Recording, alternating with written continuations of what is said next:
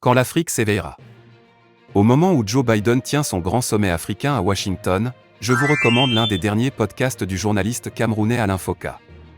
Il y rappelle quelques vérités élémentaires sur l'Afrique, à savoir que, dès qu'il s'agit d'évoquer ce continent, tout est distordu, à commencer par les chiffres et les faits qui paraissent les mieux établis. Les mapmondes mentent par exemple avec un aplomb que personne ne songe à contester. Ainsi la projection de Mercator habituellement utilisée pour représenter le monde sur la carte torelle les surfaces au détriment de ce continent. Sur les cartes, la Russie apparaît 2 fois plus grande que l'Afrique alors qu'elle est en réalité près de 2 fois plus petite.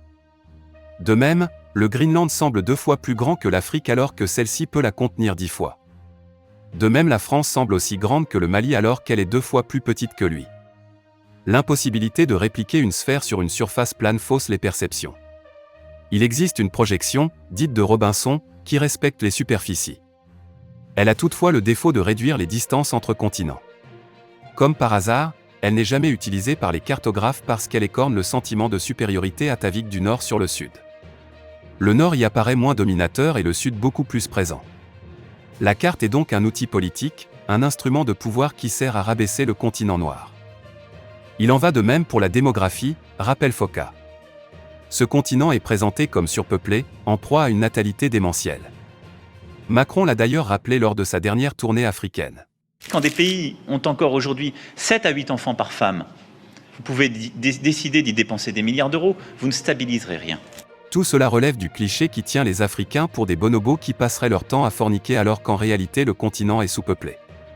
Exemple, l'Inde, qui n'est que 1,5 fois plus grande que la RDC, compte 1,3 milliard d'habitants alors que la RDC est jugée surpeuplée avec 100 millions d'habitants seulement. Idem pour le Cameroun, qui passe pour surpeuplé avec 25 millions d'habitants alors que le Bangladesh totalise 160 millions d'âmes pour un territoire 2,5 fois plus petit. Quant à la France, elle affiche 67 millions d'habitants sur un demi-million de kilomètres carrés alors que le Mali en compte 3 fois moins pour un territoire 2 fois plus grand. Le Niger, champion toute catégorie de la natalité, n'atteint que 25 millions d'habitants bien que 3,5 fois plus grande que l'Allemagne qui, elle, totalise 3 fois plus d'habitants mais dont personne ne songe à dire qu'elle est surpeuplée. Ces clichés ont la vie si dure que même les Africains y croient dur comme fer et qu'ils considèrent leur jeunesse et leur vitalité démographique comme des tares plutôt que comme des chances. Quitte à nourrir les hantises des paranoïaques de la surpopulation qui considèrent l'Afrique comme une menace pour la survie de l'espèce humaine et craignent d'être submergés par les Africains. Il existe pourtant un domaine pour lequel les pays riches ne méprisent pas l'Afrique, celui des ressources naturelles et des terres arables, largement sous-exploitées jusqu'ici. Ce continent recèle un potentiel économique dont on commence seulement à deviner l'ampleur.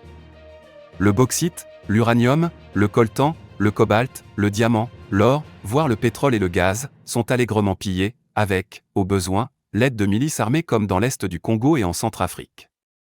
L'agriculture vivrière traditionnelle basée sur le mil y a été massacrée par les importations subventionnées de blé européen et nord-américain.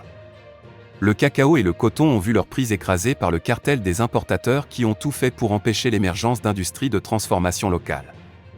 Américains, Chinois, Russes, Français, tous s'affrontent pour maintenir ou accroître leur emprise sur le continent. Mais il arrivera un temps, forcément, où les Africains voudront rapatrier la valeur ajoutée sur leur continent. Plutôt que de s'y opposer, l'Europe devrait accompagner ce mouvement.